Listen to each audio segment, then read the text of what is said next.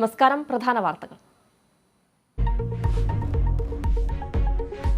SFI സംസ്ഥാന സെക്രട്ടറിയുടെ mark list വിവാദത്തിൽ പരീക്ഷ എഴുതാത്ത ആർഷോ വിജയിച്ചെന്ന മാർക്ക് ലിസ്റ്റിൽ വിവാദമായതിനു പിന്നാലെ മാർക്ക് ലിസ്റ്റ് തിരുത്തി മഹാരാജാസ് കോളേജ്.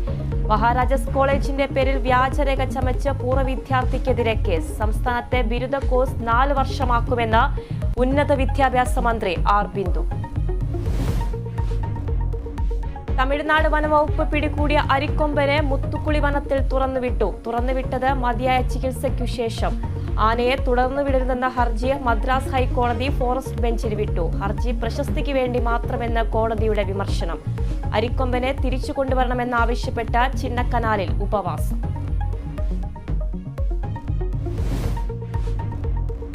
AI ക്യാമറയിലും ഫോണിലും അഴിമതി ആരോപണം ആവർത്തിച്ച് VD സതീശൻ. പ്രതിപക്ഷം ചൂണ്ടിക്കാട്ടിയത് പദ്ധതികളിലെ അഴിമതി.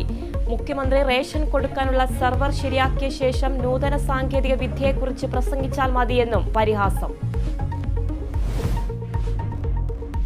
ഗുസ്തി താരങ്ങളുടെ പരാതിയിൽ ബ്രിജ്ഭൂഷൺ സിംഗിന്റെ വീട്ടിലെത്തി ഡൽഹി പോലീസ്. വസതിയിലെ ജീവനക്കാരെ ചോദ്യം ചെയ്തു.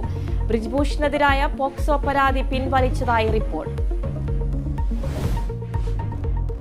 ബാലസോർ ട്രെയിൻ ദുരന്തം അന്വേഷിക്കുന്ന CBI സംഘം അപകട സ്ഥലത്ത്. അട്ടിമറി സാധ്യതയും പരിശോധിക്കും.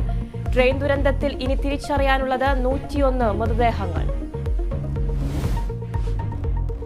ലയണൽ മെസ്സി ബാഴ്സലോണയിലേക്ക് തിരിച്ചെത്തിയേക്കും. മെസ്സിയുടെ പിതാവ് ക്ലബ് അധികൃതരുമായി ചർച്ച നടത്തി. നീക്കത്തിന് ലാലിഗ അംഗീകാരമെന്ന സൂചന.